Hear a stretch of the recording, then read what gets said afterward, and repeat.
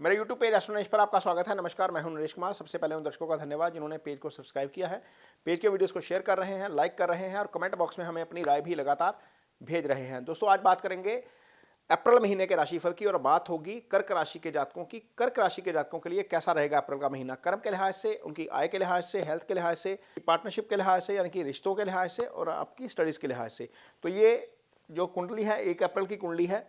ग्रहों की स्थिति देखिए, केतु तीसरे भाव में शुभ गोचर में है, चंद्रमा छठे भाव में शुभ गोचर में है, मंगल शनि का अष्टम गोचर अच्छा नहीं है, यहाँ पर राहु और सूर्य का भी 9th गोचर अच्छा नहीं है, शुक्र का गोचर अच्छा है, बुध का गोचर अच्छा है, गुरु का गोचर हम न्यूट्रल मानेंगे, ये खराब नहीं मानेंगे।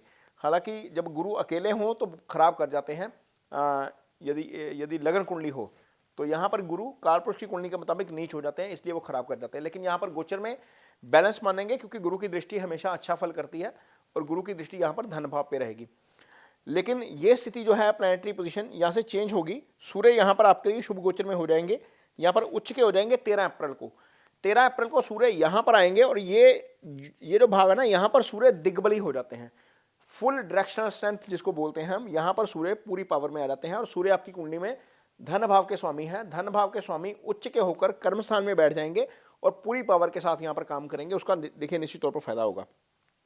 मंगल अष्टम में गोचर कर रहे हैं। अष्टम का गोचर मंगल का अच्छा नहीं है, शनि के साथ युति अच्छी नहीं है, लेकिन मंगल की आगे जो युति होगी वो भी अच्छी नहीं होगी। यहाँ पर राहु के साथ आ जाएंगे। ये कॉम्बिनेशन डिजास्टर होता है चूंकि कर्क राशि की पत्रिका और मंगल एक केंद्र और एक त्रिकोण के स्वामी हो गए हैं, पंचम के स्वामी भी केंद्र हैं, तो यहाँ पर राहु के साथ आकर भाग्य में वृद्धि करेंगे।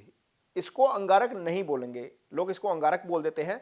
जब राहु और मंगल कर्क या सिंह लगन की पत्रिका में 9th हाउस में आ जाते हैं या 5th हाउस में आप बोलिए आ जाते हैं, तो निश्चित तौर पर आपके भाग्य में वृद्धि करने का काम करते हैं। ये कॉम्बिनेशन यहां पर आपके लिए डिजास्टर नहीं होगा, मेष लगन के लिए डिजास्टर होगा क्योंकि वो 12वें भाव में गोचर करेगा। तो ये स्थिति आपके लिए थोड़ी सी बेटर रहेगी एक तरीके से। हालांकि गोचर अच्छा नहीं है लेकिन ये स्थिति अच्छी है। शुक्र गोचर कर जाएंगे, यहां पर आ जाएंगे। ये 4 ग्रहों का गोचर हो जाएगा 24 अप्रैल को यहाँ पर। हालांकि शुक्र का यहाँ पर गोचर अच्छा नहीं होता, लेकिन इसके बावजूद सूर्य और गुरु आपको निश्चित तौर पर यहाँ पर बहुत हेल्प करेंगे। अब देखिए कर्म की स्थिति क्या है। कर्म की स्थिति यह है कि यहाँ पर 4 ग्रहों का डेरा हो जाएगा 24 अप्रैल तक। उससे पहले 13 अप्रैल तक गुरु और बुध यहाँ पर रहेंगे। आय स्थान के स्वामी शुक्र बनते हैं। शुक्र यहाँ पर अपने भाव से यहाँ से काउंट करेंगे तो ये 11वां आएगा, लगन से 9th आएगा, तो ये भाग्य स्थान में रहेंगे, यहाँ से 11वें रहेंगे। निश्चित तौर पर आपको बहुत ज़्यादा हेल्प करेंगे ग्रो करने में फाइनेंशियली। और फाइनेंसेस आएंगे कहाँ से? जिनकी सरकारी जॉब है उनको निश्चित तौर पर फायदा हो सकता है क्योंकि सूर्य 10th हाउस में आ गए हैं, उच्च के हो गए हैं, उनको तो निश्चित तौर पर फायदा होगा ही होगा। जिनका काम सरकार से जुड़ा हुआ है, मीन कोई टेंडरिंग का काम कर रहा है, कोई मेटल का काम कर रहा है, कोई किसी भी तरह का काम कर रहा है जिसमें सरकार इन्वॉल्व हो जाती है, वहां पर निश्चित तौर पर फायदा होगा। बुध चूंकि विदेश के भाव का कारक है, यहाँ पर जिनका काम एक्सपोर्ट से जुड़ा हुआ है उनको भी काफ़ी फायदा होगा क्योंकि गुरु की युति हो गई ना साथ में। गुरु चाहे जितने मर्जी गलत प्लेसमेंट में हो लेकिन वो अपनी शुभता नहीं छोड़ते, तो निश्चित तौर पर गुरु की शुभता यहाँ पर मिलेगी और गुरु की दृष्टि धन स्थान के ऊपर है, वो धन में वृद्धि करने का काम निश्चित तौर पर करेंगे ही करेंगे। ये स्थिति रहेगी आपके लिए यहाँ पर कर्म और आय को लेकर। आगे देखते हैं आपका रिलेशनशिप कैसा रहेगा। तो रिलेशनशिप के मामले में थोड़ी सी दिक्कत वाली स्थिति जरूर नजर आ रही है। ये देखिए, ये महीने के शुरुआत की स्थिति है। यहाँ पर आपकी कुंडली में 7th भाव के स्वामी शनि बनते हैं। शनि यहाँ पर आपके लिए मैरिज वाले भाव के स्वामी हैं, जो कपल्स हैं उनके लिए बात हो रही है यहाँ पर। अब यहाँ पर युति कहाँ बन गई? 8th भाव में जाकर मंगल के साथ। ये स्थिति अच्छी नहीं है।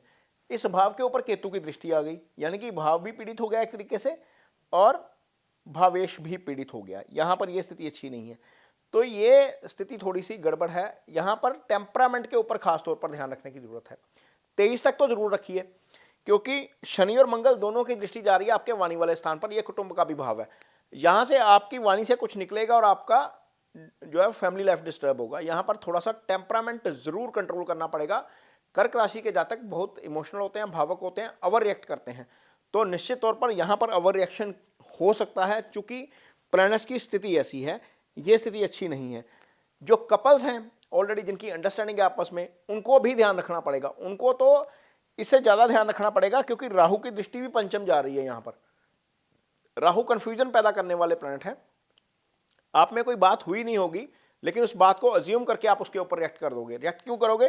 क्योंकि यहाँ पर मंगल है। ये मंगल पंचम का भी स्वामी है, यहाँ पर अष्टम में बैठ गया शनि के साथ आके, तो ये स्थिति अच्छी नहीं है। हालांकि गुरु का केंद्रीय प्रभाव रहेगा, शुक्र का केंद्रीय प्रभाव रहेगा, बुध का भी केंद्रीय प्रभाव अपनी जगह पर काम करेगा, लेकिन अल्टीमेटली आपको इन दो प्लैनेट से और इनसे बचना है और अपने टेम्परामेंट को कंट्रोल रखना है, नहीं तो रिलेशनशिप में दिक्कत आ सकती है। भले ही आप मैरिड हैं, भले ही आप रिलेशनशिप में हैं, कमिटमेंट में हैं, थोड़ा सा ध्यान आपको रखना पड़ेगा, नहीं तो ये खास तौर पर 23 अप्रैल तक, नहीं तो ये यहाँ पर आपका रिलेशन खराब कराने का काम करेंगे। ये स्थिति ऐसी है।